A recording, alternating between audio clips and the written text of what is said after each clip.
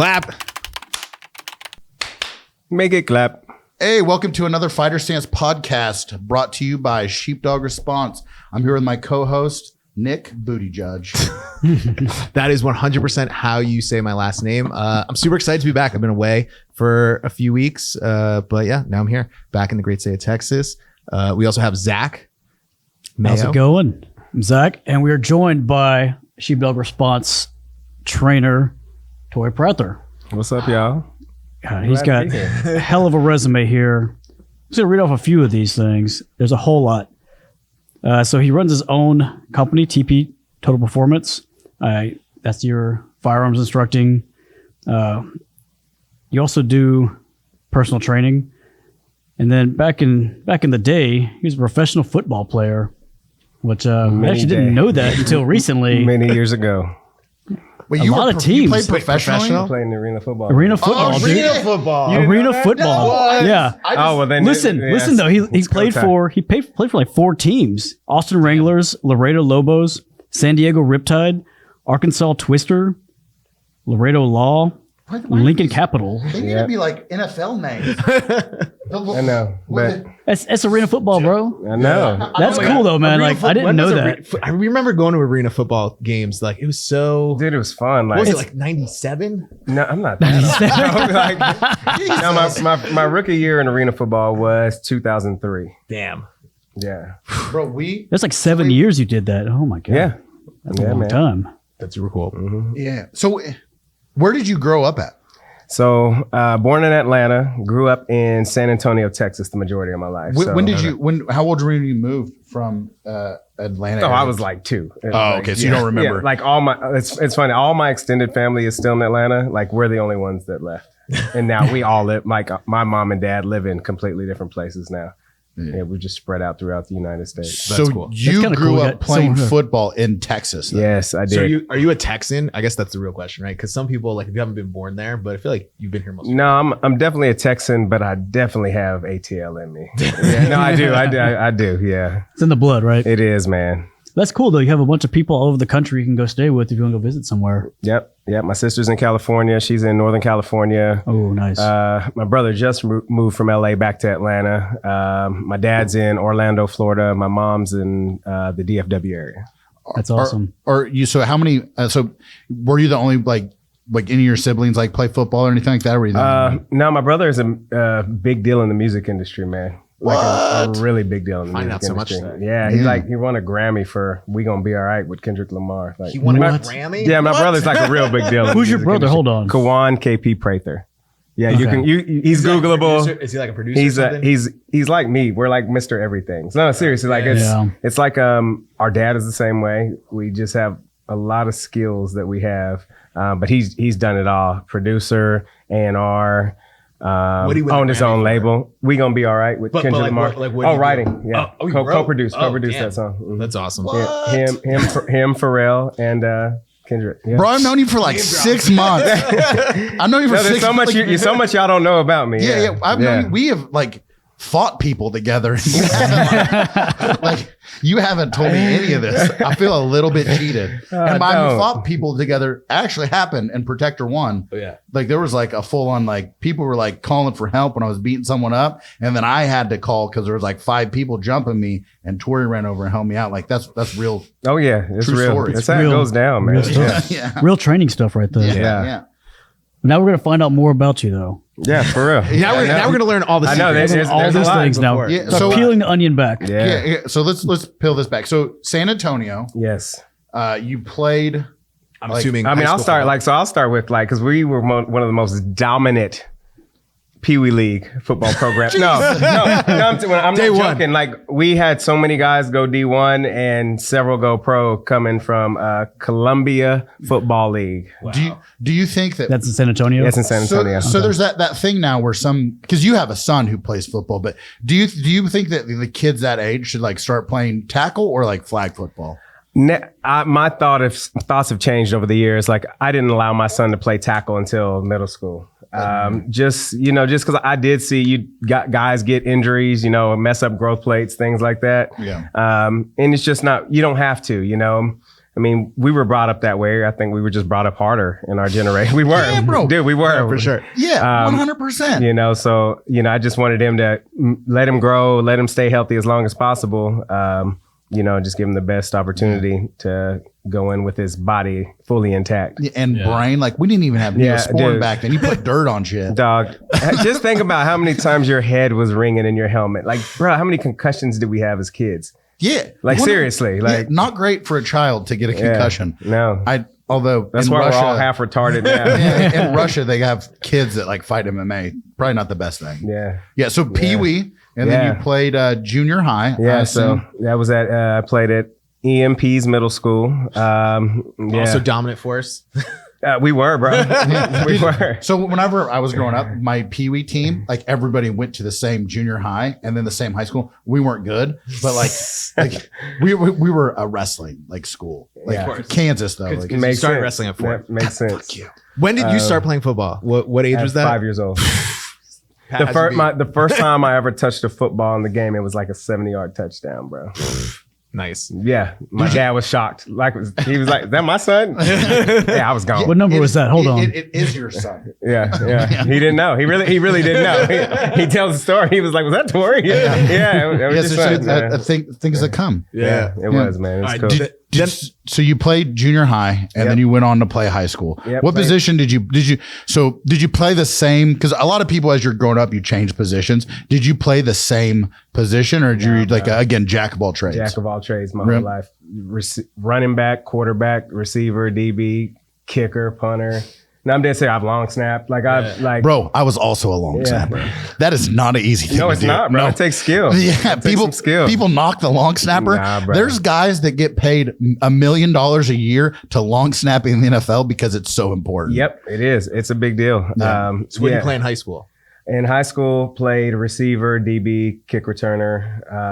Did you running play back? Did you play both ways, or really? You like me? That's how my high school was too. We didn't have a big football team, so like it wasn't like we were really good. So you played both ways. We didn't have an option. Yeah, you had to. Yeah, there weren't enough players.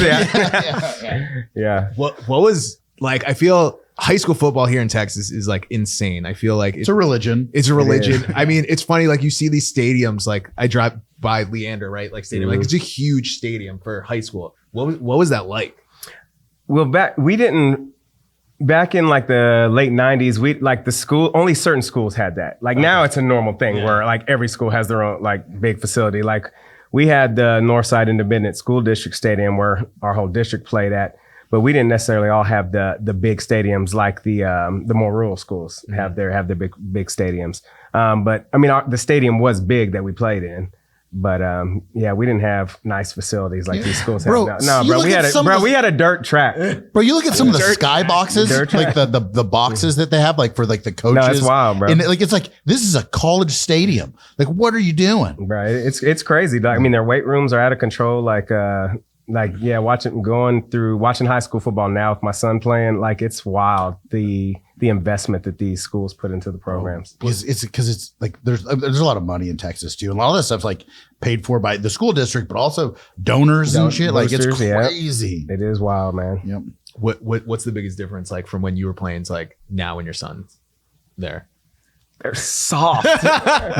These kids are so soft, bro. But also, oh my god. Yeah, I think you can't do like two dog. They are so soft. Yeah, but I think a lot of it's like again though. I think a lot of it's like technology too. Yeah, in a positive and negative way. Because now, like you could put a whole team with heart rate monitors on and monitor their recovery. Yeah. We didn't even know what that was back then, bro. We couldn't get water breaks. If you drunk water, you were weak. Yeah, and now they have like they have trainers that come out and spray water in the mouth. We had that thing that ice cold. Yeah, we had that thing that built out a PVC pipe that they just drilled in. Yeah, and hot ass water coming out of it. Yeah. That's how you get COVID, bro. Yep. Yeah. We weren't worried about. No, that's how you get hepatitis. And then they had the sleds. That's how you get hepatitis. Is what you get.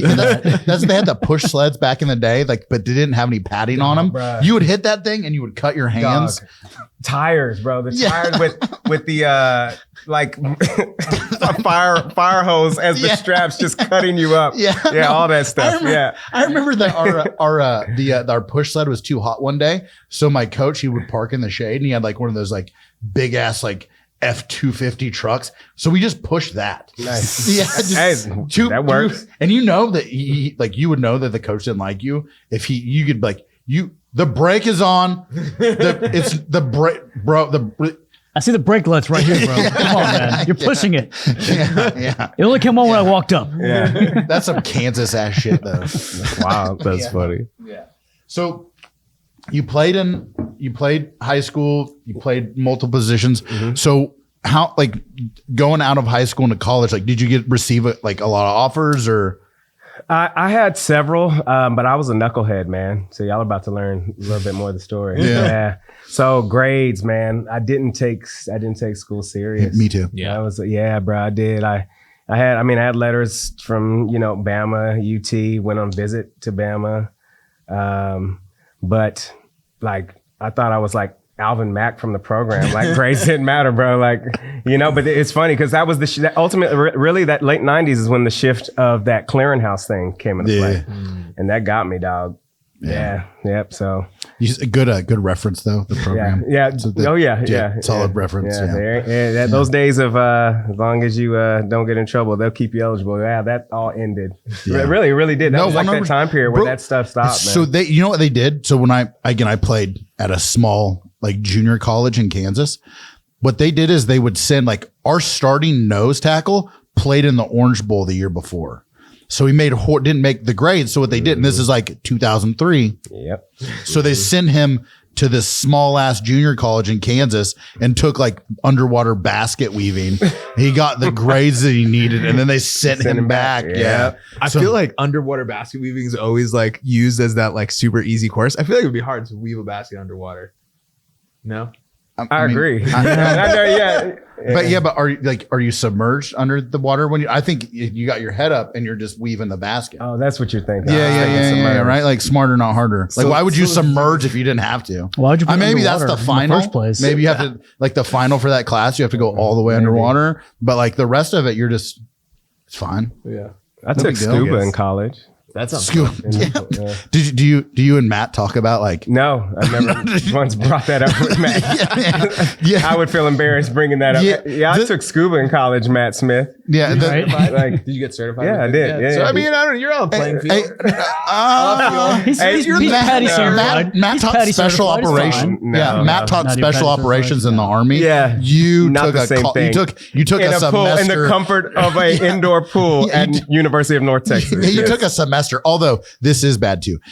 Sometimes whenever you bring up stuff like that, you get like Matt goes on a roll and you're like, I got to get some food.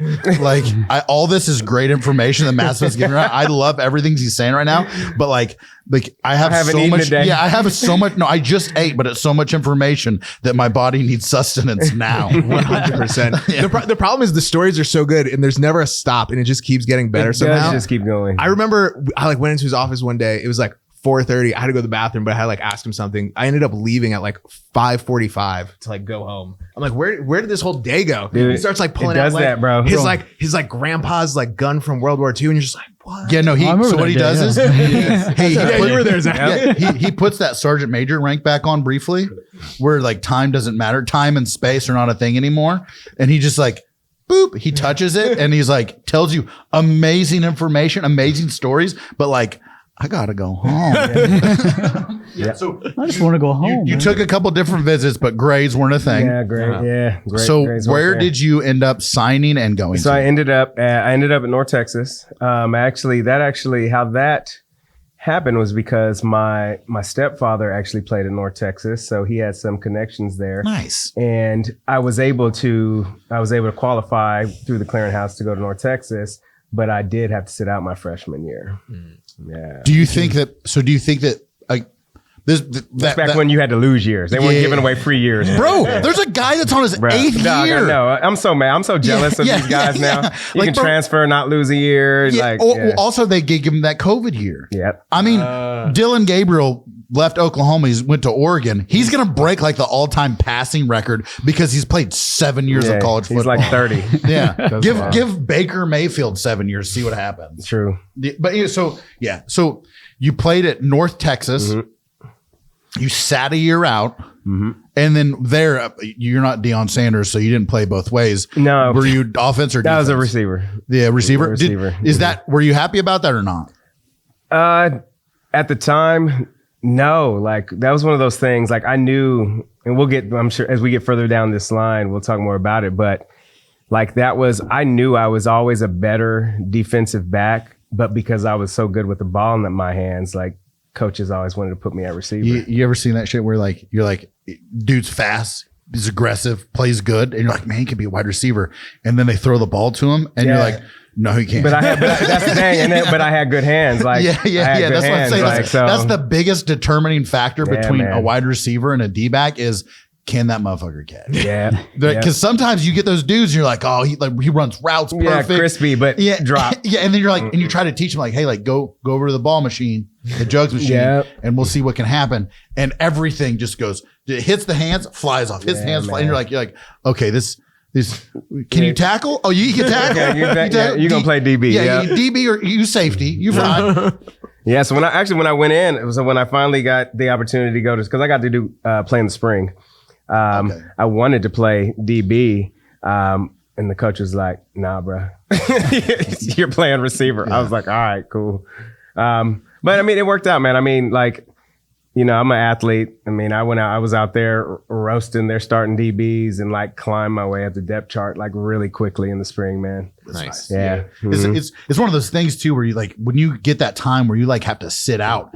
Oh, bro. You're just watching everybody else play, doing something that you love to do. You're like, oh no, like, and then every time that someone that plays your position messes up, you're like, oh, I'm writing that down. Oh yeah. You know what, real talk, that first semester of that year, I honestly didn't watch much football because I was working, bro. Yeah. I had work. Yeah. I was slinging packages at FedEx, man. Working the 4 to midnight shift, bro. Ooh, that's rough. Yeah, man.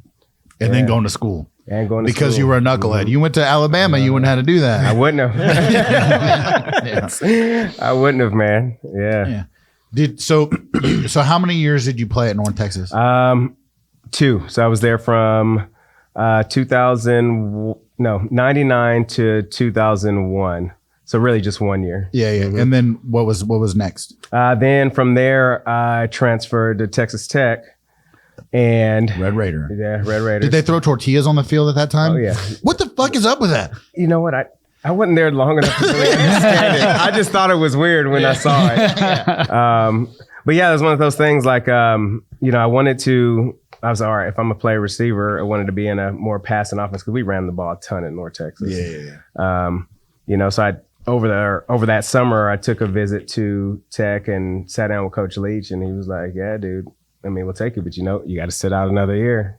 You know, that's how it was back then. Yeah, bro. Yeah. Now you don't even like sit out. No, you just transfer and play where you feel like going. Yeah, you don't have to get a clearance from the other team. Like back then, you had to get like clearance from the school you were leaving. Well, yeah. Also, though, like you can like, there's so many transfer portals that are open now. Bruh, like there was guys that were like suited up for like the Oklahoma. I don't think they played, but they were suited up like practicing for the bowl game that Oklahoma played in. They just got there. That's crazy. No, it's wild, like, bro. So crazy. Like it's so not right. Dude. You can't even do that in the NFL, bro. No, there's rules against that. Yeah.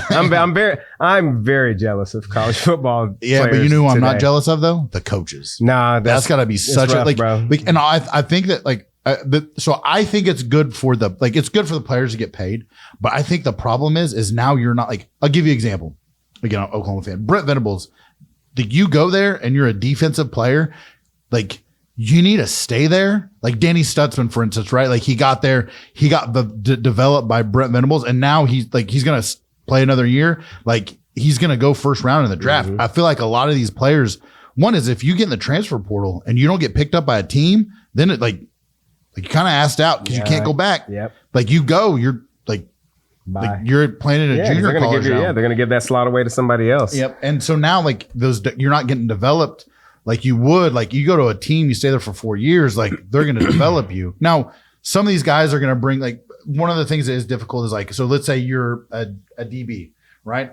And you're good. You worked your way up on the depth chart, but then they get this 5-star kid out of high school who's like, that dude. Yeah, who's going to take that spot. Yeah. So then, it's good for you to transfer then, but also you could hang out and maybe you can get a spot. It's like you're gambling. No, it is a gamble, but I do love that the players have that option now, because I know a lot of guys that got stuck at schools that had talent that could have went somewhere else and played. And 100%. That's like, well, that's why Adrian Peterson went to Oklahoma, because he's from Texas. Yep. So, but Ricky Williams was in like the running back at Texas, and there was they asked, I think it was Mac Brown at the time, was like, he asked Mac Brown, was like, hey, dude, like, am I going to have an opportunity to play for a spot? And he was like, no. Ricky Williams playing. So he went and interviewed with Bob Stoops, or tried out a Bob Stoops, and Bob Stoops was like, you'll have an opportunity to try out and win your spot immediately. And he was like, bet. And then that's all he needed to hear. Signed to Oklahoma. And there then you go. Yeah. That's all she wrote. Yeah, and just murdering people. Right. Like also the strongest handshake in the NFL. Like he was known for, like, when you go out for the kickoff, like you crush your hand. Yeah, he almost broke Pat McAfee's his drop hand. Like he got him on the first one. And he got beat because you got to get on that webbing. Right? And Pat McAfee got him and went all the way in. Kind of laughed at him. He was like, after the coin toss, we're doing this again. And Adrian Peterson got in there and like squeezed, and Pat's like, that's my drop hand. You almost broke it. Yeah. That's crazy. Now I know you love OU. I think I have mentioned to you, my little brother played at OU, so I know Coach Venables. Like we have had a relationship because Jamel's a DB. Yeah. But yeah. Yeah, Adrian Peter, he came in right as AP was leaving. Yep. But yeah, his dude was a freak in the weight room, man. Yeah. But that's one of the things that's awesome for these players now, though, is like you get that option. Like you can come in and like if someone comes in like Rick Williams and you're Adrian Peterson, like, and you're already there, and go somewhere else now. And it's good that they're getting paid. Yeah. Yeah. So they don't have to work at FedEx. No. I think it's getting a little bit out of control for some of it, but like it was at Utah. Every starter on the team got like a Tundra.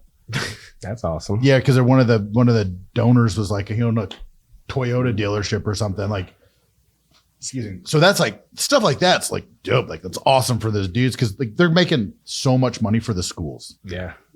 Yep. I mean, you worked at goes. Yeah. So they get to keep those trucks? Is that how that works? Yeah. Oh yeah. No, those are theirs now. Yeah. Gifts. Damn. Like Gifts. So sorry, we got off on a tangent. Got to pay So tax on those tickets, Texas though. Tech. Yeah. Yeah, so you sat out a year. That gift. means, I guess, eligibility wise, you only had 1 year left to play. Mm-hmm. Yep.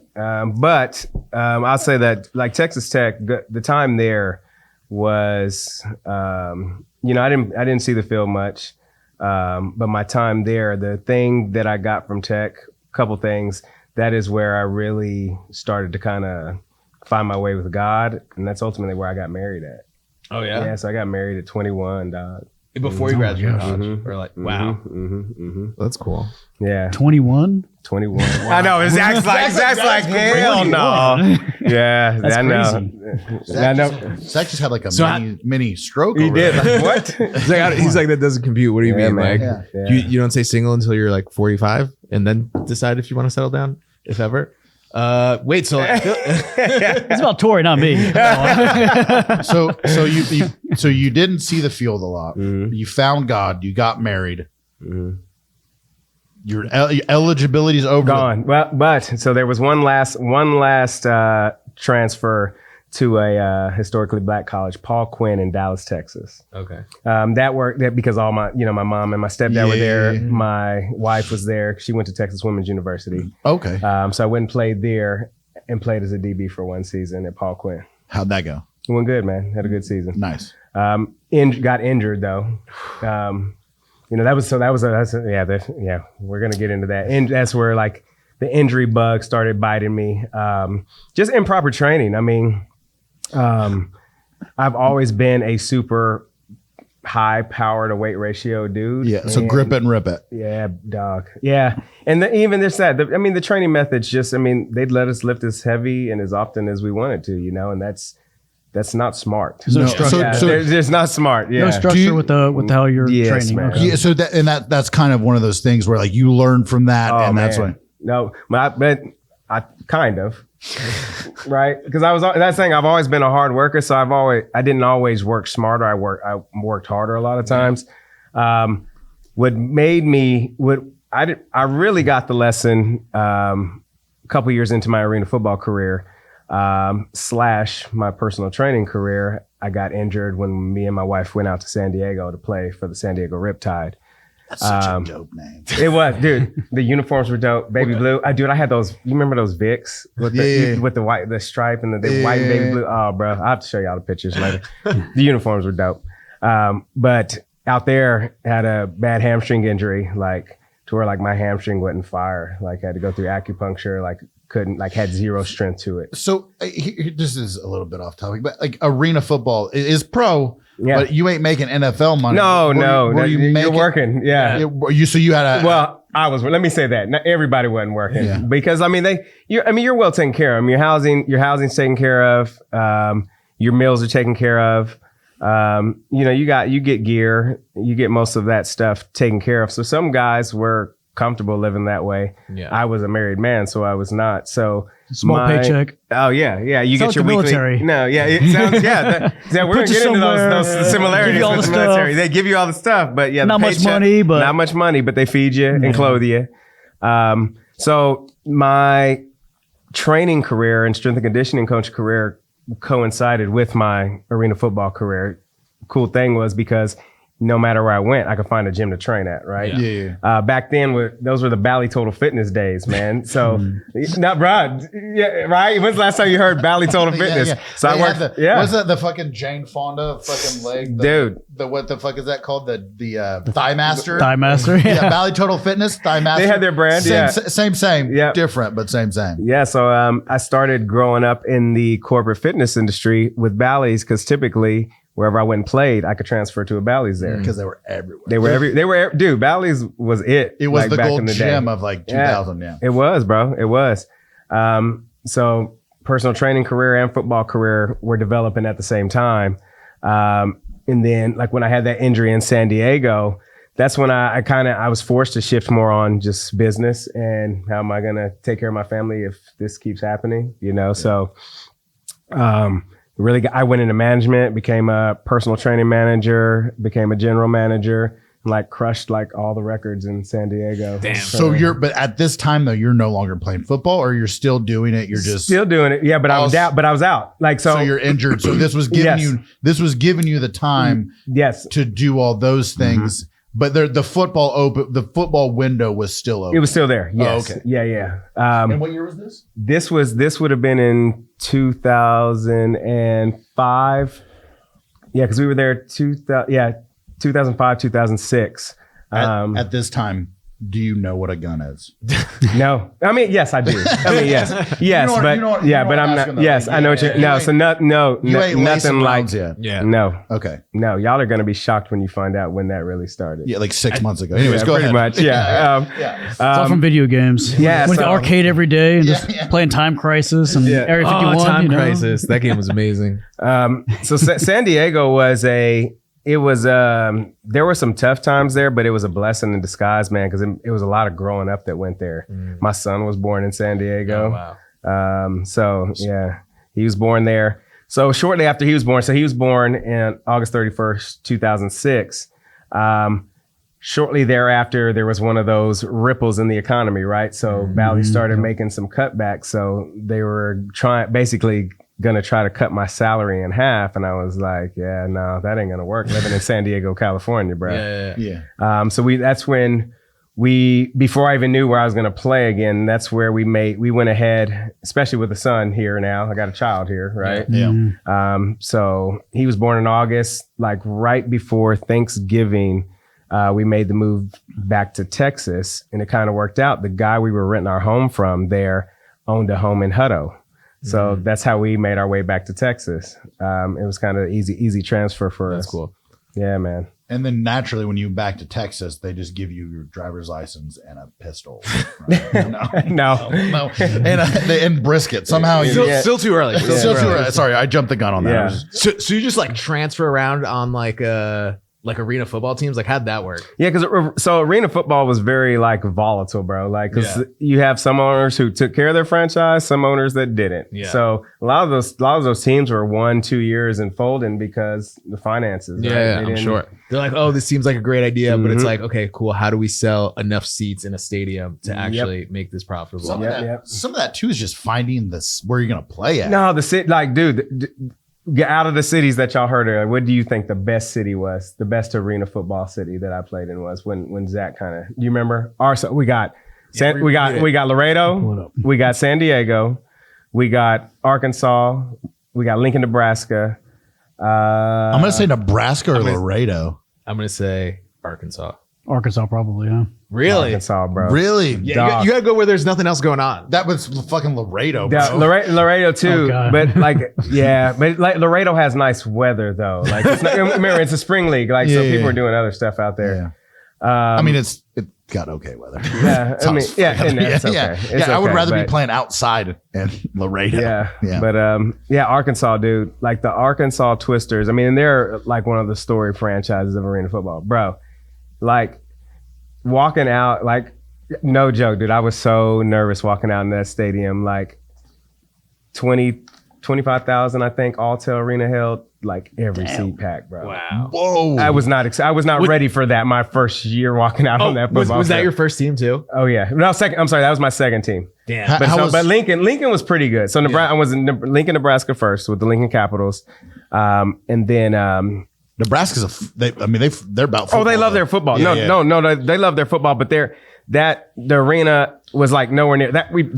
That arena was like a high school gym? concert hall. That's what I'm saying. It's like exactly. There was literally a stage in the back of one of the end zones. Yeah, where I grew up in Wichita. Like no joke, they did plays up there, like in the end zone. Like. where I grew up at in Wichita, Kansas. Like in Kansas, there's no professional. You had a teams, good team, but Wichita Stealth, bro. That was a squad. But like we would go watch the what was it? The Wichita Thunder, which was the hockey team. Mm-hmm. It was the Wichita Stealth, and then we had the Wichita Wings, which is a soccer team, and all of it indoor. And they did in the same place. But you go to one of those games, you go to a Wichita Thunder game, there's every seat sold. Yeah. You go to like a Stealth game, it's like 70-30. It just depended how they were playing. Yeah, they had up and down. Sometimes they were really good. Yeah, and then, but it was like arena football is fun to go watch. Yeah, and you see dudes get like it's not great for you if you're playing. Yeah, you get checked into the wall. Yeah. Tore both AC joints, running into walls, diving for balls, bro. Like, and then that old school AstroTurf, like, there's like no cushion, bro. And it's just concrete. They need it. Yes, it's like literally like carpet rolled out on concrete. And you don't really have an option for Arena League because they do so much other stuff. No, you don't. They have to do that. Yeah, and like, which sucks because like you look at like what like dudes in the NFL are complaining about now. It's like the AstroTurf, like you're getting knee injuries. Bro, you played on carpet. Yeah, really did. And not even like real carpet. It was like plastic carpet, bro. Like you slide, bro. It's ripping. All your skin's coming off. Yes. I remember when I was in high school, we played on one AstroTurf field. This is like 99, 2000. We played. It's Kansas, so like the grass dies because it's so cold there. We played on one AstroTurf field, and like they were like, hey, like wear tights, tape up, long socks. Wear like because it's horrible AstroTurf. You slide on that one time, especially back in the day. All this, it's gone, dog. Yeah. It's gone. Like it just rips your clothes up. No, it was bad. Yeah, man. Speaking of skin and being gone, something that'll help you keep all of your skin intact. Oh, and not have any fungus or staph or ringworm is defense soap. Beautiful segue. Another very nice. Nailed that, right? Well played. So again, today, because we're doing a podcast in the afternoon, I teach jiu-jitsu at 2. He walked in the office when I was doing it. He usually does. Sometimes I don't think it's on purpose, but I had to use defense wipes. And then when I get home tonight, I'm going to use my defense soap. Right. I love the peppermint one, the pepper bar. And then if I have any things that pop up, maybe a little acne, maybe a little spot that I'm a little worried about, I'm going to spray it down with sorry, everyone, I can't pronounce this. It's like a Russian MMA fighter. He's on a roll too. I just can't pronounce it. So get you guys, they support us. Go support them. Use SDR 15, get you 15% off. And something else is you won't get fungus. Yeah, that's it's so good. Honestly, I'll like clean off after getting off the mats, and I feel like I don't even have to take a shower sometimes. Yeah. But I do because I also like the because oatmeal, still. Hey, sorry about but that. that is those are lifesavers for us. Yeah. Having to continue to work after we roll. Yeah, 100%. Hey, sorry to derail that, but It's all good. yeah. All right. Nebraska, Tennessee, or Nebraska, Arkansas. Yeah, Arkansas, bro. Like Arkansas Twisters, they love that damn team, man. It was an awesome experience. Like that was like it seriously was like playing for a big time D1 school. How they took care of you that city. Yeah, that's cool. You didn't pay for a meal, bro. Like that. You play for the Twisters? Oh, it was a big deal, bro. Damn. That's awesome. So How big was this town that you were in? Little Rock. Is it Little Rock? Uh-huh. Oh, okay, nice. Yeah, That's pretty cool. good, yeah. Okay. So do you think that? So I like for me, like I had this like as soon as I was done like playing college and all that stuff, I joined the Army, but I still had like that bug to compete, right? Like, do you and never really like I fought MMA for a long time. I never really felt like I'm still competing. I'm old as shit. I never really felt like I'd knock that out. Like I still want to compete. That's one of those things. Do you think that like going to a big place like that and playing, do you think that kind of fulfilled that football bug? And then like, or do you think that you were still like you're still in it kind of deal? That was still in it because that was early. I mean, that was just my second year. So, Nick asked like kind of how that works. Basically, like, once you've been playing, I mean, ultimately you got your film. So, I mean, dog, this was still VHS days, bro. You go home and make your VHS highlight tape in the off season, bro. Oh my God. Dubbing it and sending it out to coaches. So that's how it went, man. You send those films out to coaches, looking for your next opportunity. After about year 3, coaches knew who I was, right? So then it's just figuring out Because you've been stealing all those fools throughout the season. Yep. But what's funny is like even in arena, like because when I played in Lincoln, my first chance I got was actually I was called in mid-season, so I was just working at Bally's, working out, staying ready, and I got a call, and they're like, "We need a receiver." You play receiver? Yep, I sure do. It's like one of those. So then I just kind of got stuck at receiver. Even though we played both ways, like I was like literally made the offensive specialist and I could play DB, but I was pretty much every team I played for, I was designated as the offensive specialist as a receiver and kick returner. Nice. Yeah. What was so obviously you're on a bunch of teams, you're traveling around the country. What was like ultimately that, like what was like the final straw where you decided like this was over? Dude, when the Austin Wranglers folded, because we were here. So Arkansas, then went to Laredo, then out to San Diego, then Back to Laredo. came back. Laredo had another team. You got it. You got the link. Laredo brought another franchise in, a new Lobos. ownership. The Lobos, yeah. That's a dope name too. Right, Those yeah. were cool. Our uniforms kind of looked like the Patriots. Yeah, they were dope. So after that, then coming back to Austin and playing for the Wranglers, like at that point, like I had started my career with Lifetime Fitness here in the Austin area. Yeah. It's a good gym. Yeah, it is. It is. Has That's spent another big some gym years now. there. Say it again. This is another big gym. They're like nationwide. Oh no doubt. Yeah. Yeah, but they're like next tier though. Like Yeah. it's a whole nother level. Yeah. They're so nice. Yeah. They have pools in some of those too, don't they? No, they have pools in all of them. All of them? Damn. No, it's like no, those Every are single one. Zach. no, seriously, like no, they're Jeez. all of them. Gold's Gym doesn't have saunas in all their fucking gyms, but I digress. Yeah, no, Lifetime does. So I was working at Lifetime, and then played for the Wranglers, and then once they folded, it was just like at that point we're like, yeah, I'm not moving again. Yeah. How old were you at this point, and how many years were you playing arena football? So this would have been Math. 6. I know, dude. Like because the years are a blur. I got the cheat Was sheet the right here for you. XFL Oh yeah, thing? there we go. Yeah, I'm gonna little cheat sheet right use there, the damn yeah. cheat sheet. Yeah, Was the XFL a thing at this time? no. Not yet. I forgot about XFL. They were Oh supposed to bring it no, back. it did. I think they were XFL like was the same yeah. They took a lot. Like they took a lot of like former college football players and some arena guys. Like no. Like I mean, what's his name?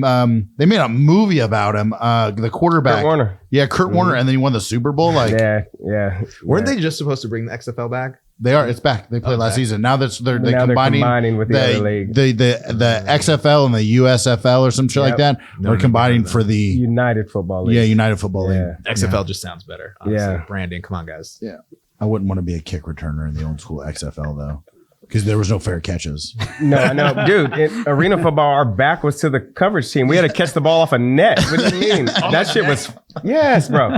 Like, so we literally have to turn around and field the ball off a springy net, and then turn around and return the kick. And you don't get awesome. And you don't get to really practice in that area because like they do like a lot of the stadiums they do so many other things. A lot of times we did practice outdoors. We get to practice the day before the game for a walkthrough. Yeah, but there's no net outdoors. You're just like you kick it off that wall, bro. We'll figure out how this works. But you're right though. But that dude, that you talk about adrenaline, like knowing there's 8 dudes they're only 30 yards from you and they're right coming there. Yeah. And some of those dudes are trying to make it to the show. Like they're trying to go. No, seriously, dude. It's good. I got Chris Canty. You remember he was like a first round draft pick? I played against him. Yeah, routed him up back in the day. Quincy Carter, bro. Quincy Carter played for the Bossier City Battle Wings. Played against Quincy Carter. Also, like the names for the the teams are great. Bro. Dope ass names, right? Like I don't know if I'd sport a Battle Wings hat, but I'd go to a game and have a couple beers. Yeah, like people get tore down at arena. No, they do, bro. Yeah. They do. Yeah. No, but there was a lot of talent. I mean, life be lifing, man. Yeah. Like there were a lot of talented guys that could have made it. One that did the year before I went to play at Arkansas, and that's basically who I came in and filled in for, Reggie Swinton, that played for the Cowboys. Remember where he was a kick returner for a while? Yeah. He played for the Arkansas Twisters. Bro, the kick returner for the Cowboys this year came from the USFL. Mm-hmm. Like he was like the MVP or whatever. Like smaller dude, but like he will burn some people. He got some wheels. Yeah, unless you go to the playoffs and you're like, Cowboys not gonna burn anybody. Yeah. Yeah. I don't know. Can you say that in Texas? I don't know. It's like Jerry Jones, I'm sorry. I want you to sponsor the podcast. I'll wear a Cowboys hat if you sponsor the podcast. He'll wear a cowboy hat. Give us a Cowboys football team hat. Cowboys cowboy hat. The football team branded cowboy hat. They have to have some of those. I guarantee they exist. So back to I know where we were. I know we all have ADD, but I remember where we were. Yeah, so you life was life in. You're already in the league a bunch of years. I'm sure your son's like kind of 2008. So 2008 was when the Wranglers were here. Yeah. So he's 2. 2 at this point. It's like we don't want to move again. So at that point, just went purely focused on career, man. Yeah. Just head down, built up my business, built up my clientele at Lifetime. Quickly became like top 10 trainers in the nation. Wow. As far as monthly revenue. Mm-hmm. So I was only there a year, and then after that was the first iteration of like starting my own business. Okay. So did that, started my own business after a year at Lifetime. Doing really focusing on strength and conditioning, training a lot of the local high school athletes. They're all kind of sports, man. No specialty, just like an athlete. Any athlete. Football, dude. I trained ice skaters, football players, baseball players. How do you figure out how to train an ice skater? That seems like such a all squats. No, there's a lot of single leg work, a lot of stability, and balance stuff. That makes sense. Yeah, that's cool. Kinesiology. I mean, like. Once you look at how the movements and understand what the body needs to do to produce that movement, you can train any sport, man. Is that what did you study that? Like, did you go to college? Yeah. So that's what I studied in North Texas. That's what you studied. All right. Do you think that you studied that in college? What was like the catalyst for you to choose? Like for me, I was like, I want to be an athletic director when I went to school, but it was because all the classes were easy and I'm dumb. I took, So like, what was the catalyst for you to choose that? Because it's not an easy degree. No, because I've always, I was weird, dude. I was in middle school. I was always like obsessed with the weight room. And it started like in middle school. Like if I could find a weight room, I'd work out. Me too. You can tell, bro. You're swole. I also imagine it was I just stopped after middle your own school. itch, right? Like you were talking about before, like you weren't great in school, but you like this is something that you were obviously like super passionate about. So you're like, oh, like it's gonna be super easy for me. Not easy because I know kinesiology is like hard, but like you had a big interest in it, right? So like it's not like you were just like smashing your head against like the wall trying to like let me learn like calculus or something like where it's not going to happen. You're just like, I already have such a base. I know what they're talking about. And now my understanding is going to be deeper. I think it's one of ththose things too. Like if like I've never really had a personal trainer before, but if I did, I would want them to be an athlete. Yeah. Where like because I want them to train, because I know that they've went through a lot of different types of training. They've had a lot of different types of trainers. So they're going to kind of like, I could tell them like, hey, like this is what I'm getting ready for. This is what I want to be trained. Like I got ADCC coming up, so like we need to work on my Make cardio. sure you're peaking at the right time, right? So like it's awesome that like, I mean, we'll get into it, but you train here, and I did one of your workouts, and then I was tired and my muscles were like pumped, but I had that energy to like train right after. Like I did jujitsu right after that. I was cool. The next day. But you know, I was you're right, like, but you weren't completely smoked. I still had the ability. Now I was like, my cardio wasn't there. Yeah, it wasn't really there, but like my it was good. Like muscles could still function. Like I was like I'm my legs, like they're dead, but like I could lock my guard on. We're just gonna pull. I ain't shooting no takedowns. Not gonna be explosive today. Like we're sit butterfly guard. It's fine. Yeah. But like it was like and you were like, I kind of designed it that way because I knew you guys were. I was like, my man. I mean, I think that's so important in like all walks of life. Like you're talking about like you never had a personal trainer, but like you train jiu-jitsu, right? Like everyone who trains under you trains under someone who won PANS, right? Nogi PANS champ, right? We got Giancarlo Bedoni, ADCC champ, right? The champ is here. The people like the people who you're around and who train the people at the gym, right? Like they know what's going on, like that they know how to win, and like that's why a lot of people come here. The same thing with like Sheepdog, right? Like the people who are teaching the firearms training are some of the highest caliber. Speaking of that, let's go ahead and fast forward to Torrey picking up a firearm for the first time. Well, maybe not the first time. So not the first time. So the first time seriously, I guess. So what was the catalyst for you to become like, I've seen you shoot before and it's nice. What was like to get to 2020, man. 2020 was the catalyst. So you've only been shooting seriously for 3 years. Yeah. Whoa, bro. Bro, I've been shooting for 20. But dude, the hours. See, I get anything I do, like especially if it has like real meaning and it has like real purpose. Like I want to be like the best at it. Like so this is something that I really wanted to get into. And we're gonna run a little bit long, but I really wanted to get into this. We might split it into two parts. Yeah, it's that work. Like for me, it's the work ethic that my boys got. Like you put in all that hard work for like football, and that's like ingrained in you. And then you put that to something else, and now you're, bro. I've like again, Protector 1. Like I've seen it.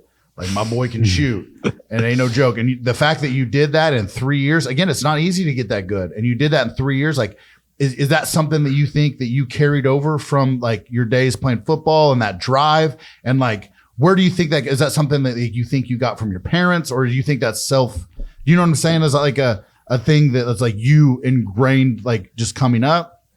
So I mean, I've always seen hard work. My dad was a hard worker. Like he has a pretty cool story too. Growing up, I got to witness my dad go from being on the construction crew building SeaWorld in San Antonio. Like when I was a kid, I literally stood at the bottom of Shamu's tank before it was filled up with water. That's cool. To just a few years ago, him retiring as president of SeaWorld. Damn. Jeez. So that's pretty crazy. Yeah. So I've seen work my whole life, and I've always been a I've been self-motivated with stuff I want to be self-motivated for about. sure. I was not self-motivated about schoolwork, but unless it was something that you enjoyed, unless it was like exactly fitness and kinesiology, the body. Yes, because ultimately it all started kind of selfish reasons. One, I wanted to be a better athlete, and I wanted to stop getting injured. Yeah. So I needed to figure out how to do that. Yeah, but motivation, man. Yeah, again, though, none of that's easy, though. That drive that it takes to become a college athlete, play arena football, become a shooter like you are now in 3 years, like, one, that ain't cheap. Like, to be able to shoot some round, like, like to be able to because you were a good shooter before you started working here. That's not easy and it's not cheap. Bullets are expensive, bro. Especially in 2020, man. But when you first you know, when I first, but you remember there was a wave there, like when the world first shut down, like that. I was hitting the live range heavy then. Yeah, that was, and then a couple months later is when the spike in ammo happened. Then that's where dry fire came into play, right? Yeah, dude, I spent hours upon hours upon hours in my garage. Even the dry fire journey was like a process. I just started out with one of those little drop-in cheap cartridges off of Amazon, right?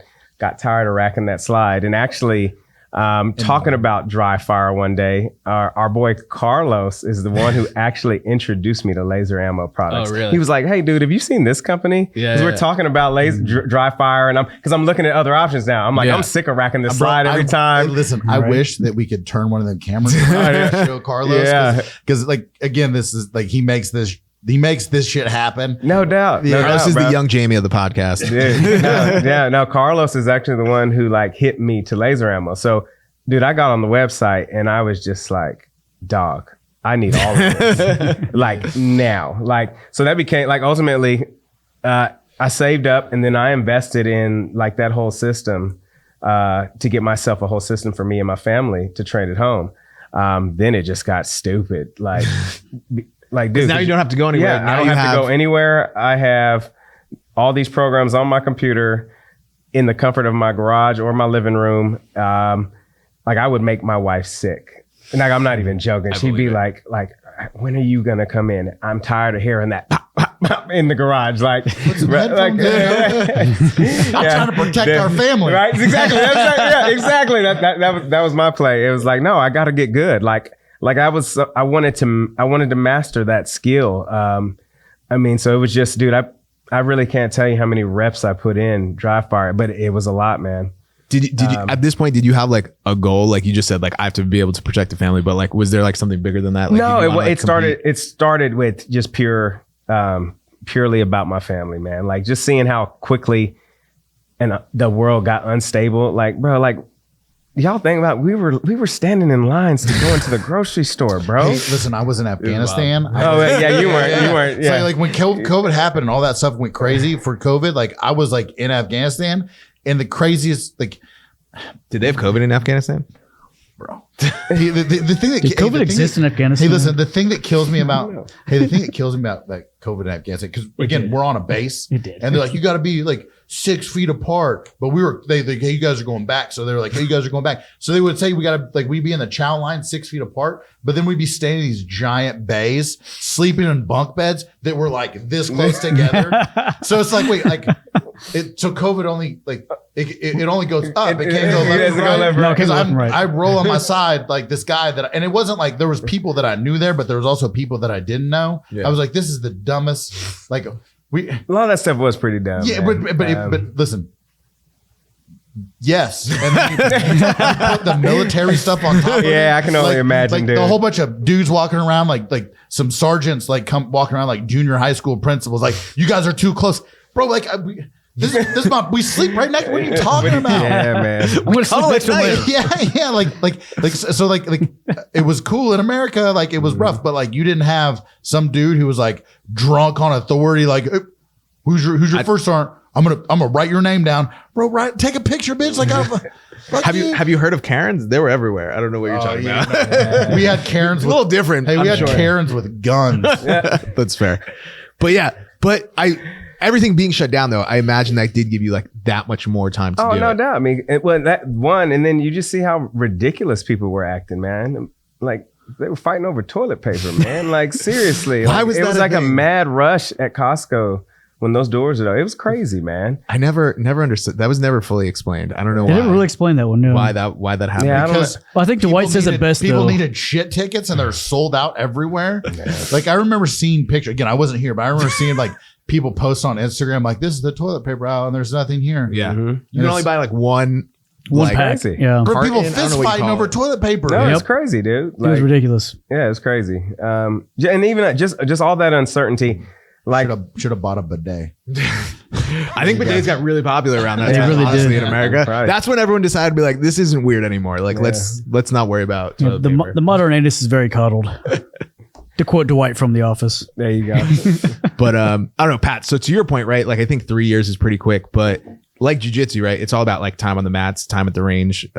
So I'm sure I'm sure you put in like 1,000+ hours where you were someone who's been shooting for 20 years, like maybe Pat, like you've almost have more time training. I bet I probably have more. I probably have more trigger pulls than Pat with a pistol. Oh yeah, no, that's easy. Yeah, If we move to a No. because again though, it's like when I was coming up in the army, like we didn't have I had a M16 A4, bro, like old school, and then I got an M4. So like a pistol, yeah, it's not even close. Rifle, No, that's the A. bro. But also though, there's this thing though where I was lucky enough to be in the army during like a time of war. So we went to the range all the time, but we just like. And also, like, they had Berettas. Like, you can keep your fucking Beretta. Like, it's kind I of don't like... hate on Beretta. I like them. We want Beretta sponsors. want some Beretta sponsors. Calm down, Pat. I know. Like, No, we don't. No, we don't. He doesn't even know. No. I was like, no, we don't. No, we don't. All right. So you were training yeah, for a while. So training for a while. That started the whole process of like that's the point where I really started to like take my personal and my family's safety serious. Like even hardening the home, getting the USCCA membership to make sure I had concealed carry insurance.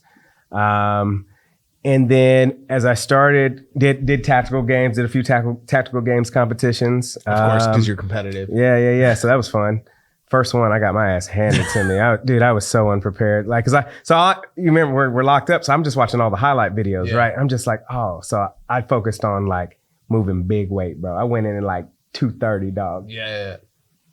Strong as fuck. Like, Yeah, but the cardio's... bruh.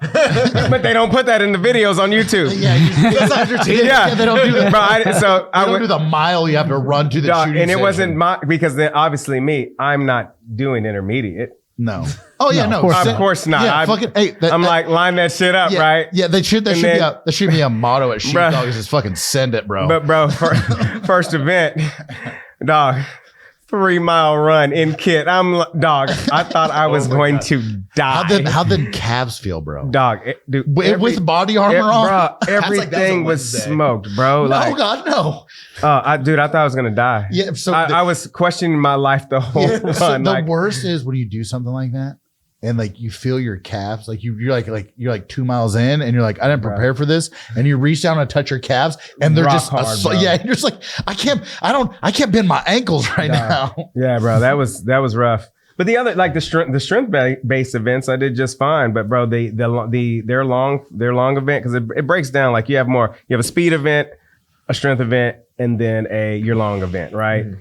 Speed and strength, I was fine, but bro, that first one just destroyed me, dude. Like, And it makes everything else the rest of the day so much more difficult. Yeah, They didn't have like Theraguns or anything like that. no, I did, but Tactical games, but not bro, like, yeah. What's worse is doing all that shit or fighting somebody and then shooting. Fighting somebody and then shooting, like Yeah. It's None of like that compares to fighting somebody. no, right?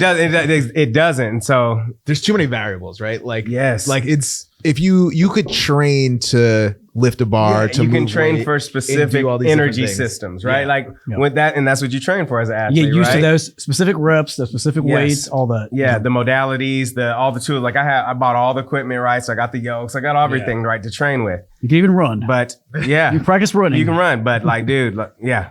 But I mean, fighting another human, that's- there's no way to account for what they're gonna do. No, there's not, dude. Yeah, so I guess we can fast forward to that. What made me walk through these doors, right? Yeah.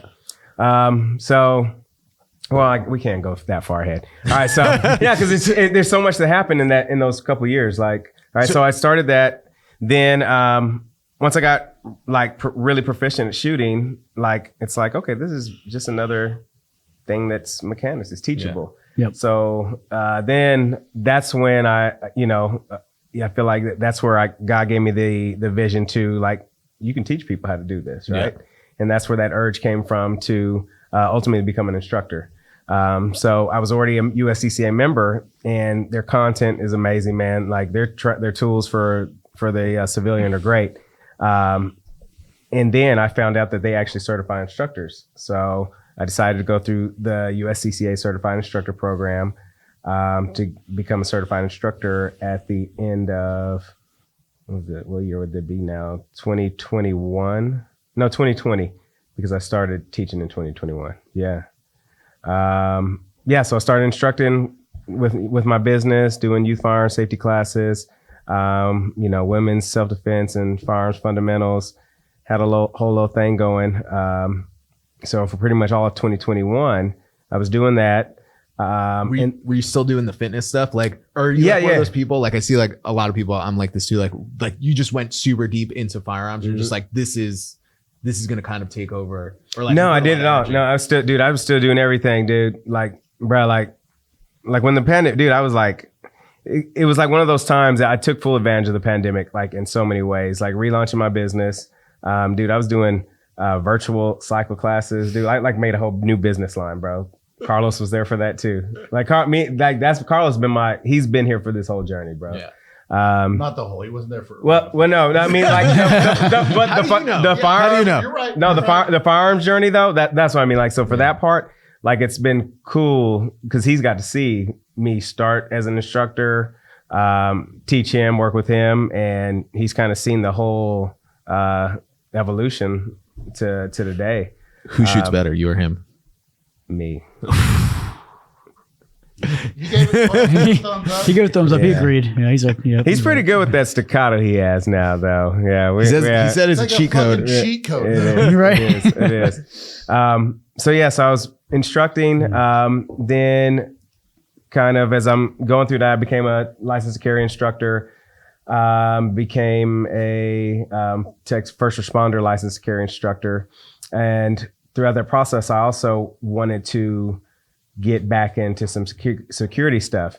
So I skipped a few parts. I'll touch on that a little bit. So even I was gonna say, I totally forgot that you do private security. Yeah. So I do that too. So like being an athlete and being a protector have like always been like hardwired into me. Mm-hmm. Like say at one point, even my dad was head of security for a SHERO. Like it's just like, But anyway, when I was at Tech, dude, I worked in loss prevention for Kmart, bro. As a college student, it's pretty silly. But anyway, it was so silly. It's cool. So it's always been like something that I've had an interest in. I've always been able to spot like bad doers and like for real. Yeah. Probably because I stole a lot of stuff when I was a kid. But I know what you look like. I know what you look like. Okay, takes one to know one. Face. Yeah, see those movements. But yeah, and even one year, there was a year while I was. After the first time I launched my business, I got burnt out on training. Got really burnt out. My daughter was born, and I wanted to take a break from training. So I went and did security. I actually worked security for the Facebook office year and a half. Damn. Did that. And then relaunched my business kind of from home, though. Just trained out of my house. Had my long-term clients come to the house till my daughter was 3. Then I went to the second stint at Lifetime. Circled back. Yeah, man. Yeah. And that was just because you were burnt out on like doing your own thing. It was easier. Yeah, it was easy. At that point, it was easier to just get started again. Because I knew like I could get the revenue up quickly, just by going back into that environment, right? So they're feeding you like the exactly. Degree. Yeah. You got people, you got traffic every day. And also the overhead for you is 0. Yeah. Right. Yeah. Like you do it like out of your house or you start your own gym. There's overhead. There it's just like they have you're just there. You pay you pay your percentage. I mean, it just is what it is. You got your split. But when I went back, I kind of came in. I came in straight back into management. So I was the new member onboarding manager. So like ran the team that basically welcomed all the members back. So did that, and then I know my life is a blur, dude. So much. Then you came here. At some point. I mean, at some point along the journey. Basically my birthday of 2020 was my last day at Lifetime. That's when the world shut down. Yeah. On my birthday, I taught my last cycle class. Damn. World shut down. It was like, all right, here's your chance. Go do your thing again. Because it's been something that was always, I knew I wanted to do. Yeah. yeah, so after a couple years of doing that, I come here because I get my security licenses back. I get my armed security license and my start working on my level 4, which is your personal protection officer license. And I walked through these doors in October of 22 because I knew I needed to like improve my ground game, man. Like I've had, like one of my best friends was a pro MMA fighter. So I've dabbled in boxing and kickboxing. So, and I'm really powerful. So I'm confident. I know we've all been on the mats with you, Torrey. No, I'm confident with most people if I had to stand up. But I was thinking about that off chance somebody takes me to the ground. Yeah. Like I don't have enough experience with that. Yeah. So I came and joined Gracie Humada as a member here. It's like another mountain to climb. Yeah. You got firearms. Yep. You got fitness. Yeah. And it means same thing. Even with security, I want to be the whole package. Yeah. Like I don't want to. Yeah. Nah, you gotta be the part, man. You can't just look the part. Like you gotta. Sure. Nah. So I wanted to do is actually at one point during the pandemic, one of my good clients, Ben, I told him, I'm gonna turn myself into a straight fucking killer. No, seriously, I want to have those skills. Like if I ever had to, stuff gets wild. I want to be able to get down and handle business however I need to. You want to be a bad motherfucker. Yeah, pretty much. Yeah. Nice. So came here. It was on a Tuesday. So this is where the story gets interesting, boys. Here we go. Strap up. Came here on a Tuesday. That's very specific. I can't forget it. Yeah. It is very specific. Okay. It is very specific. Yeah. So I came here on a Tuesday to start my free trial because I finally got my schedule right. Yeah. I live 5 minutes from here and do my first class. You know, it's cool. And the noon instructor at the time, he was kind of curious about me because I'm not like the average individual that walks in here, right? So he starts asking questions. He's like, "Have you done this before?" Like, yeah, a little bit. Like, not serious. I've never formally went to a gym. Yeah. He's like, "Well, what do you do?" I was like, "Well, I'm a trainer and I'm a firearms instructor." And he's like, "Dude, like I think Sheepdog's hiring for firearms instructors." So I was like, "Oh, cool." He was like, I'll go grab Tim and see if he'll talk to you. So Tim comes out and he comes out, greets me, shakes my hand. Funny, I do know Tim from Lifetime when I was a trainer at Lifetime. Dude, Tim's always been crazy. I didn't really know Tim, but I'd be training clients. What? Because he'd walk by and pinch my ass like in the middle of training session. I'd be like, that sounds about right. That checks out. Yeah. You guys have never talked before. We literally never talked before. That's how Tim was. Like, I'd be like, "Dude, what up, man?" I mean, of course I knew who he was. Yeah, for sure. Yeah, he just does what he wants. But that's funny. It is funny. But anywho, so he comes out, he recognizes me. Yeah. He's like, "Oh yeah, I do recognize you. I remember you from Lifetime." So I was like, "Yeah, I'm a firearms instructor now, man." The instructor said that y'all may be hiring. So, I wanted to inquire, man. I run my own business, but I mean, if it's contract work, like I'd love to do it. And Tim's like, "Well, are you previous military or law enforcement?" And I'm like, "No." And so his response was like, "That's a prerequisite. Like if without that, like we don't hire anybody that doesn't have that experience or doesn't carry a gun for a living." So I was like, "All right, cool." Thought nothing else of it. Shook his hand. "Dude, thanks for coming out and talking to me." Yeah. Cool. The next day, Wednesday. For people on a Wednesday. That's how he knows it was a Tuesday yes, and now a Wednesday. Yes, it's now a Wednesday. I've heard this story before and I love it. Yeah. So I'm never at the range on Wednesdays. It was a makeup because I got rained out from older couples shooting qualifications for their LTC. Mm-hmm. So I walk in to check in with Tony and Denise at Lone Star Ranging Academy. Great people. So I'm just kind of, when I walk in, I see this larger than normal human at the counter, but he has a hoodie on. So, you just make those. I was like, "Oh, he's kind of swole." Anyway, I'm going to go to the instructor bay and do these quals. And I just hear, "Hey!" Obviously, that's, how Tim says. And I was like, and I look over, I was like, "Oh, that's Tim." He was like, "What are you doing here?" I was like, "I told you I'm an instructor, bro. Like, I'm here to do some shooting quals." He's like, "Dude," and Doug's here too. Doug's here at the same time. Doug's comment made me chuckle on the inside because Doug's like, "What a coincidence." And I already know like God made this appointment. So so whatever. But yeah, what a coincidence like that you would be here and we just saw you yesterday. Yeah. But I knew it was about to go. Well, kind of knew it was about to go down, right? So he's like, all right, yeah, dude, when you're done, we're going to be shooting some content. Come see me over on the shotgun bay. So I was like, all right, cool. Of course, this shooting qualification takes way longer than it should, right? So I got like, dude, by the time I get over to him, I have 10 minutes because I need to go get my daughter from school. So I rush over. I'm like, man, I missed my window, man. I'm not going to get to shoot with this dude today. Yeah. And he's like, I'm like, dude, I got 10 minutes, man. I'm going to have to go. He's like, dude, load up 2 mags of 10 real quick. Okay. All right. So I'm like, cool. This is going. Yep. So did it. So, he calls out the drills that we're going to run. He explains them to me like I have never shot a gun before. It's like, just so you know, this is what we're doing. Yes, today. yes. In the Tim way. In the Tim way. Yes, exactly. Yes. It's Timsplaining. Yes, it's Tim. So I'm like, all right, go, got it. So he's like, I'll go first on both of them, and then you go after me. So I'm like, cool. So he runs his established. So he pulls the shot timer out. Obviously, he always has the timer. Pulls the timer out, establishes his best times. And he's like, all right, you ready? I'm like, yep. He's like, you want to practice your draw or anything? Nope. I practiced this all of COVID. Exactly. I'm like, bro, you have no idea. I'm so ready for this. So first one, he kind of looks at the timer and then looks back up at me. And we're running a failure drill. Yeah. And he just says, do that again. Like, you just got lucky? I'm like, sure. And I knew that was nowhere near as fast as I could run it because I hadn't even touched my gun today. Yeah. Like, I hadn't even touched my gun. Yeah. So he was like, do it again. I was like, okay.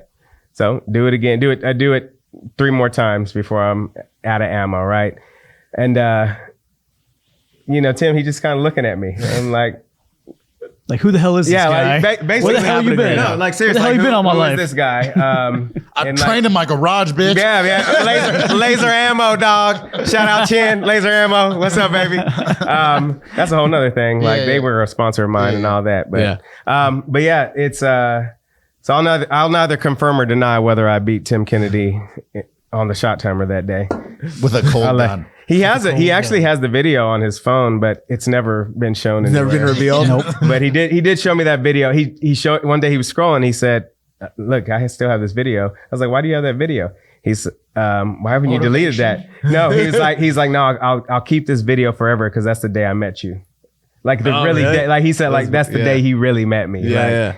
And I take that as a like. I mean, obviously it was a respect thing, right? But I try to, analyze. I mean, I've analyzed people like my whole career and like even with fitness, right? When you're selling training, when you're doing anything, you have to learn people. I take that like as I think it was a shocker for me to step up and perform like that on the spot against Tim Kennedy. And I think that was like, gave me instant respect from him because like how many people would have been fumbling around during that opportunity? Well, the thing too, though, is like it's on both sides, right? Like the fact that, again, because you're an athlete and you're a competitor, you can rise to the occasion, but Tim don't back down from nobody. No, like he don't, like, again, like there's been times where Tim was like, hey, I'm going to shoot tomorrow. And it'll just be some random guy, like some SEAL or some SF or whatever. And you're just like, you ready? He's like, wake up, brother, dude. And the fact that, like, he talked to you the day before, you said that you were an instructor, but he didn't know nothing about you. Nope. Like, and the fact that, like, he'll put it on the line because, like, again, like, you do that to the wrong person, they're going to videotape that. They're going to put it online. They're going to, they're going to trash you. Like the fact that like it was just a respect thing between you two is like that's like awesome for you and him. Yeah. Right. Like, and the fact that he obviously gave you a job. Yeah. So the next day, so that brings us to Thursday. Thursday. So I come back in for noon jiu-jitsu. I'm still on my free trial here at Gracie Umida. I come back in Thursday. And after class, I'm sitting on the benches, where we sit post class. And he's peeking through those double doors, like, looking for me.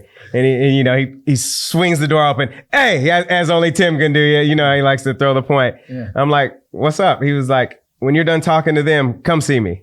So that was pretty much it. I finally tracked him down because he was somewhere. He wasn't where he said he was going to be. You could never find Tim. Yeah, he was not in this office. Also, there's like a 90% chance he's barefoot. Oh, he was definitely barefoot. Yeah, he was barefoot. Yeah. You'll see him like Tim. He'll walk around barefoot back here, put flip flops on, walk to the mat. Like Tim, you were barefoot the whole time, bro. I get it. Yeah, it's your gym. Do Well, it's a good thing we have that defense soap. Yeah, good thing. Yeah. Foot cleaner now. There you go. Yeah. We need to teach Tim how to get on that thing and Yeah, we clean need his to feet put off. it by the instead I of was gonna having say, it, have yeah, it by we our just- offices because switch over here. we always Yeah. wear flip flops or sandals or slippers. We need to put it by this door. We just Yep. need to get a second one, put it on the other side. Yeah, Yeah, that's probably a good idea too. Yeah. It's a pretty big mat, so we Yeah. got It's huge. 1,100 square Sorry, feet. Torrey. No, it's all good. So it's funny that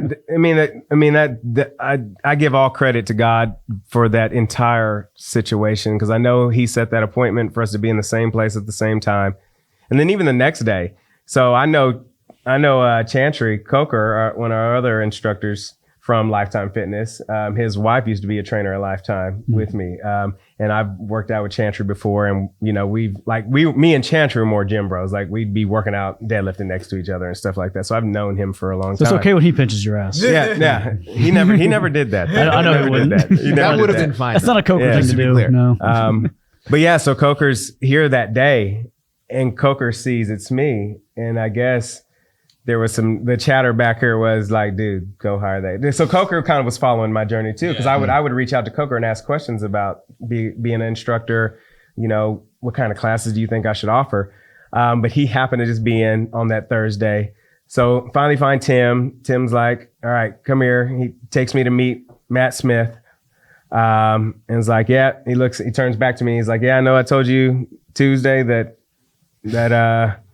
you know, you didn't have the prerequisites to work here, but I saw something different on the range. So Matt, Torrey, Matt, y'all work this out. Yeah. And that's kind of how it went. So how did the journey go from that? Because you were just gonna be like a contractor. Yeah. To now you run you're like the building manager. You have a thing called Protector Fitness. Yes. Shout out Protector Fitness. Protector Fitness. And you're You have to explain that one later. one of the more, or you're the guy that's like, if we have to have a private, you're usually the guy that does the shooting. And you go teach, like you'll be the primary on a lot of the shooting courses. Like, so where did it come where you got put in the fold for the building manager and the Protector Fitness? So that was just one of those things over time. So when I first came in as a contractor, you know, I started teaching courses and, I started kind of offering my services here at SDR. So I'm a USCC instructor. So I offered them to, you know, in January, I'd like to run some free courses just for your club. So I did a series of USCCA courses for the club. And at that same time, you know, obviously I'm here more, so they're asking more questions and they're kind of finding out, oh, this dude used to like manage gyms and like he's like at a really high level, like for Lifetime events. So that as they started finding more out about me, that's when Tim approached me about ultimately coming on full time to manage Gracie Humaida. Yeah. So, I mean, you know, that took a little thought, man, because I was giving up some freedom, man, coming into that. Still are. No, I know, still are for sure. But, you know, I was giving up a lot of freedom, but, you know, I know the gym business, even though, yes, I've never run a jiu-jitsu studio, but when it comes to the pricing, sales, putting systems in place, like I know how to do that, right? Because it's that side of the house, it's pretty much all the same, right? Like there's not a huge difference. It's not. As long, I mean, and then have good instructors, like, you know, which we do because we got awesome instructors like thanks, man. Project Pat over here. Thank you. But yeah, so yeah, came on as gym manager at the end of January, and continued to work as a contractor with Sheepdog instructing, and kind of, you know, got the gym back to where it was month over month growth. So here recently, I've been able to step away from that role of gym manager and just focus on being an instructor with Sheepdog, and now focusing all the energy towards building our Protector Fitness program. That's something I had already been working on within my own business, you know, doing the program design and working out those kinks. So it was really awesome to come to a place like Sheepdog and now basically have the resources, you know, have companies like 5'11", Go Ruck, Rogue, wanting to get behind the product. I was in the lab for 2 years working on that product. So explain it. So for people listening, for people who don't have the benefit of coming here to Gracie, who might have Sheepdog, they don't know what this is, right? So like, what is it? So Protector Fitness is it really is a game changing workout, man. It combines self-defense skills, conditioning for combatives, firearms training, and functional fitness. Yeah, I think it's like the three pillars, right? Like it fight, shoot, and then I usually say run, but it's really work out. And I think that because I'm working when you guys are doing it, but I look out there and I'm like, oh, no, it's work, man. Yeah, no, and it's work. It's bumped up from, it was just 2 classes a week. Now it's 4. Today I walked out there, I saw Jamie Kilstein out there killing it. My boys out there all the time. And then the class before that, it was packed. No, it's growing now. It's and I knew it would. I knew we had to get through the holidays, man. People drag. I mean, they travel, so they don't want to start a program. New Year, New You too. Yeah, and of course that always New Year. Yeah, New Year, New You up in here. But yeah, so it was just a matter of time. Ultimately, that's with anything. I mean, that's something that I've seen throughout my life. Stay consistent with the work, man. Do the work. It's like if you build it, they will come. Seriously, if it's a good product and you really believe in it and you pour your heart into it, man. And obviously, you got God behind it, man. It's gonna work. And I knew it would, even when I had 3 people out there, for a couple of some of those sessions. Cause I've been here before. I've done this before. So now we're really getting some momentum with it, man. And the word of mouth is spreading. It's starting to spread on social media. Now all those 4 classes are filling up quick. I'll be maxed out before I know it. Yeah, 100%. You're gonna have to open up some more. Yeah, I don't know where though. The problem is if you look at it, from your first class on Tuesdays and Thursdays, your first class is at what, 9:30? 9:30, and those mats are full until 8:00 at night. Yeah, we're gonna outgrow this situation real That's the goal. soon. Yeah, you think about it. So let's say you had to add classes or whatever. We're gonna run out of time. We're not the space is whatever. We're gonna run out of time. There's not enough time. I mean, until we do, grow into a new space, there is going to be it's going to be limited availability for Protector Fitness because there's only so many time slots we have. A great problem to have. No, exactly. Exactly. And some of the stuff the Go Ruck, because we went and did the Rogue Invitational and the Go Ruck hooked us up with all those sandbags, bro. Yeah. I had those sandbags in the back of my truck. It's so much. They so many sandbags, so much stuff. It was we have everything. We could do more people. It's the space. Yeah, it's the space. It's the space, and ultimately, and even because you don't want. I mean, if you do too many people, then you lose the quality of the training, right? And then because we're using the simulated guns, we want to make sure we have and that's the firearm for everybody. Yeah, the thing too is people ask why would that cost more than a gym membership? Because you have a personal trainer. Mm-hmm. Yeah. You are the classes are, they're decent size, but there's not too many people where you can't move around and help the movements, which I think is one of those things that get lost on people. Whether it's a CrossFit style gym or a functional fitness gym, and then, or something like what we do here, which is the 3 pillars, right? Mm-hmm. I think that gets lost on people where you are out there, they're paying to have for a personal trainer and then everything else, which, you go to a normal gym, you ain't going to get that. Yeah. You're getting that here. And I see you walking around instructing, fixing form. You're moving for 2 hours. Yeah. And then today you move for 2 hours and then you did jujitsu. Yeah. So that's a rough day, bro. Yeah. But it's good. I mean, but that's the thing. It's when you're working in your purpose, man, I love it, dude. Being able to see this and see how it's helping, getting the feedback from the members that are in it, man.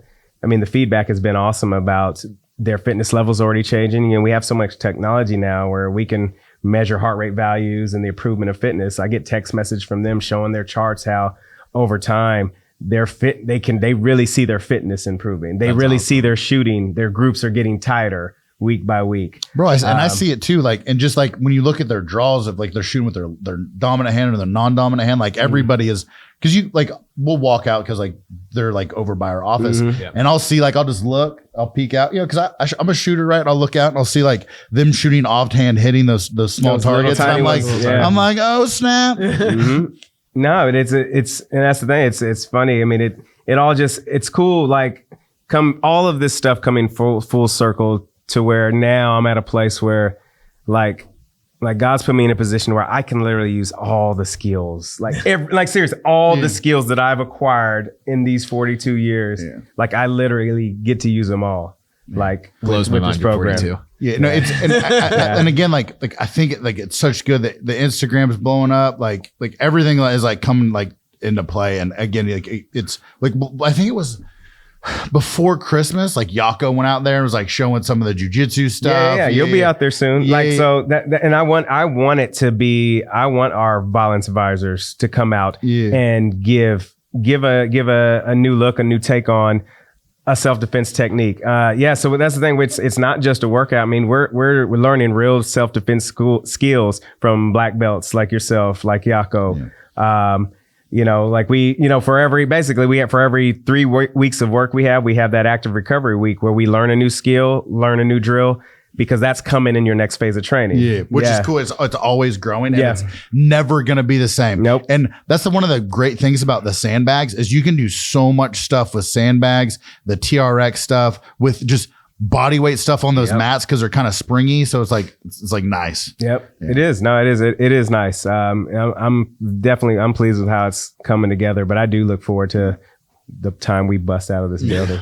Well, I think that was everybody got? I think it's about time to wrap up. We went an hour and like 20 minutes.